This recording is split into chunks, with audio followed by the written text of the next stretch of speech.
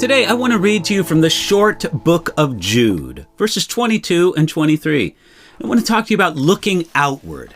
Here we go. Jude, chapter 1. There is only one chapter to Jude, verses 22 and 23, where we read this. And on some have compassion, making a distinction. But others save with fear, pulling them out of the fire, hating even the garment defiled by the flesh. It is really one of the shortest books in the New Testament.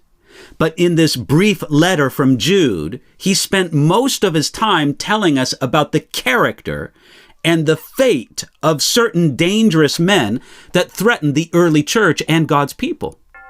Jude didn't recommend a search and destroy mission against these dangerous men. Well, he wanted Christians to guard against them. He never wanted the focus of God's people to be on possible deceivers. Consider what Jude recommended in light of the present danger. Our verses tell us that Jude told us that on some we should have compassion. With this, Jude told us that we should do with those who have been influenced by dangerous men and their ideas. We have to do it wisely, making a distinction based on their particular circumstances and spiritual condition. This reminds us that using wisdom, we approach different people in different ways.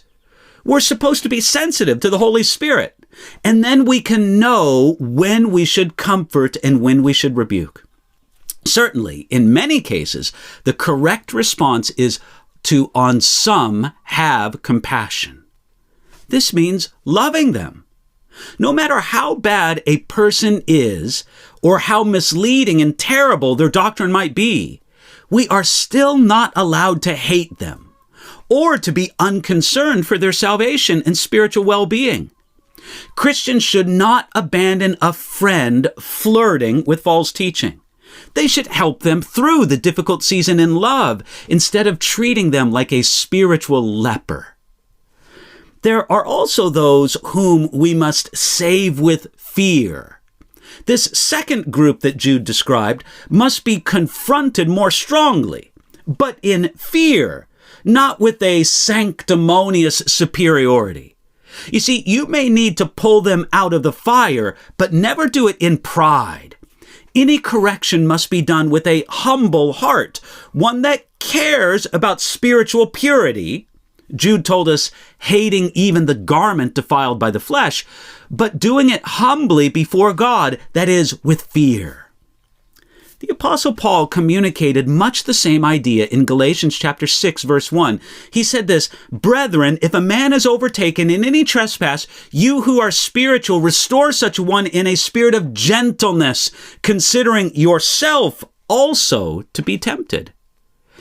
This overtaken one needs to be restored. They're not to be ignored. They are not to be excused. They are not to be destroyed. God's goal is always restoration. This outward look that Jude speaks about in verses 22 and 23, this outward look is important. Are you only concerned about your own spiritual welfare? Or do you care about other Christians who are edging towards significant error? Now, some people only want to take the inward look that Jude mentioned in the previous two verses, verses 20 and 21. Yet we should never neglect the outward look that Jude directs us towards in verses 22 and 23. Today, the love and the nature of Jesus calls you to look outside of yourself, to care about others. Do it wisely. The Holy Spirit will help you to do just what Jude told us we should do.